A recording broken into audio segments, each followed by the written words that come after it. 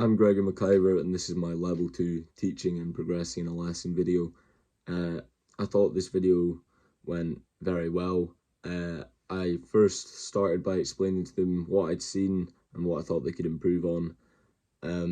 Then demonstrated to them really clearly, so I made sure they were on my right hand side so they could see my forehand, but far enough away that I wouldn't be hitting them. I showed them that basically the teaching point was keeping a closed body. That was the aim. So what I'd seen in the first video was they were moving right and to hit their forehand and keeping their body open stance, resulting in a lot of balls going cross court, which wouldn't really be possible if they were doing the right thing, closing off their body and looking over their left shoulder.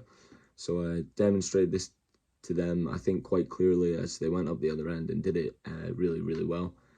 Obviously, they were still missing balls and stuff, but I was encouraging, telling them to keep going. I thought I gave quite basic pointers throughout and kept my language like really simple and basic as they're young, and it would go in better.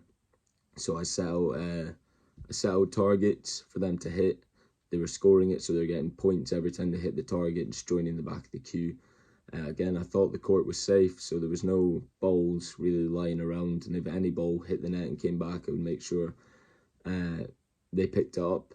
They were mainly on the baseline, so there wasn't much of a worry when the ball was sitting at the net.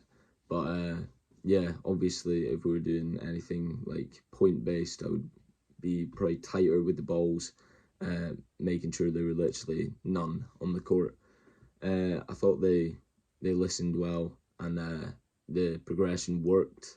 As even though they were still missing, I could see definite improvements in where the ball was heading. I thought technically there could have been improvements of where they were contacting the ball, where the contact point was on their strike, and obviously we'd work on that in the upcoming lessons.